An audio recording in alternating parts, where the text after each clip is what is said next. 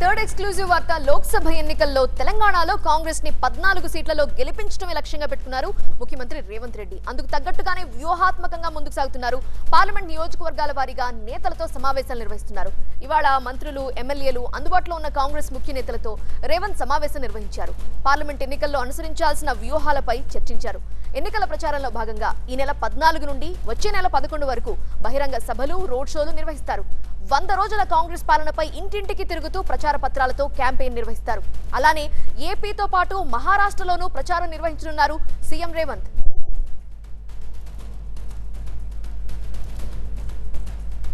పూర్తి వివరాలు మా ప్రతినిధి ప్రభాకర్ అందించడానికి లైవ్ లో సిద్ధంగా ఉన్నారు. ప్రభాకర్, సో ఏపీలోను మహారాష్ట్రలో కూడా ప్రచారం నిర్వహించబోతున్నారు తెలంగాణ సీఎం. సో ఏ ప్రాంతం నుండి మొదలు పెట్టబోతున్నారు?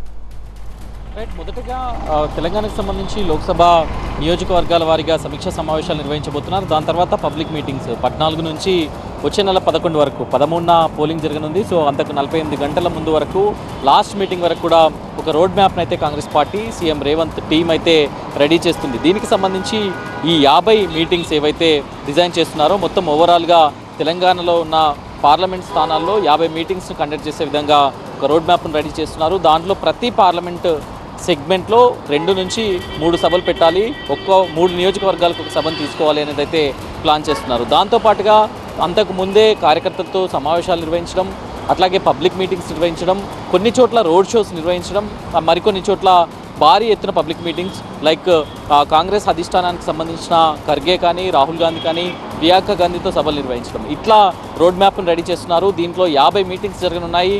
ఇప్పటికే ప్రకటించారు. ఇవాళ రాజగోపాల్ రెడ్డి నివాసంలో భువనగిరి పార్లమెంట్ సమీక్షా సమావేశం జరిగింది. దాని తర్వాత రాజగోపాల్ రెడ్డి కూడా చెప్పారు మే ఫస్ట్ వీక్లో ప్రియాంక గాంధీ రానున్నారు. 4వ తేదీన ప్రియాంక గాంధీ తెలంగాణకు రానున్నారు. 2 సభలు, ఒకటి నల్గొండ సభకు మిర్యాలగూడలో పెట్టినారు, భువనగిరి పార్లమెంట్ సెగ్మెంట్కి సంబంధించి చౌటుప్పల్లో ఒక సభ పెట్టినారు.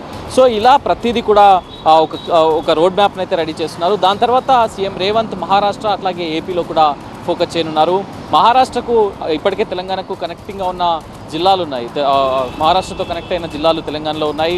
నిజామాబాద్ కానీ, ఆదిలాబాద్ కానీ, సమ్ పార్ట్ ఆఫ్ మెదక్ కానీ. సో ఈ 3 జిల్లాలకు సంబంధించిన ఇంపాక్ట్ కొంత మహారాష్ట్రలో ఉంటుంది కాబట్టి సో అక్కడ కూడా ప్రచారం నిర్వహించాలని హైకమాండ్ సూచన మేరకు మహారాష్ట్రలో కూడా ప్రచారాన్ని ప్లాన్ చేస్తున్నారు. దాంతోపాటుగా ఇప్పటికే చెప్పారు, గతంలో షర్మిల విశాఖ ఉక్కు సమరానికి సంబంధించి షర్మిల మీటింగ్కి వెళ్ళినప్పుడు నా చెల్లె పక్షాన నేను పోరాడతాను, ఇక్కడికి వచ్చి నేను ప్రచారం చేస్తాను అని చెప్పారు. సో ఏపీలో షర్మిలతో కలిసి రోడ్ షోలు, అక్కడ కూడా సభలు నిర్వహించున్నారు. సో ఈ మొత్తం కూడా రంజాన్ తర్వాత ఫుల్ బిజీ స్కెడ్యూల్ అయితే రేవంత్ ఫిక్స్ చేసుకోబోతున్నారు. ఆ రోడ్ మ్యాప్ను డిజైన్ చేసుకున్నారు. తెలంగాణలో 14 పార్లమెంటు స్థానాలు లక్ష్యంగా పనిచేస్తూనే పక్క రాష్ట్రాలకు కూడా తన వీలైనంత సపోర్ట్ అందించాలని అయితే చూస్తున్నారు. తెలంగాణలో మాత్రం 14 స్థానాలు ఈ 100 రోజుల పాలన రెఫరెండంగా ఎలక్షన్స్కి వెళ్ళబోతున్నాం. సో దీన్ని రెఫరెండంగా తీసుకునే ఎలక్షన్స్ రిజల్ట్స్ సాధించబోతున్నామని రేవంత్ ఇప్పటికీ కాన్ఫిడెన్స్ వ్యక్తం చేసిన నేపథ్యంలో సో ఈ రోడ్ మ్యాప్ 50 సభల ఇంపాక్ట్ ఇంత మేరకు ఉంటుందన్నది అయితే చూడాల్సి ఉంది.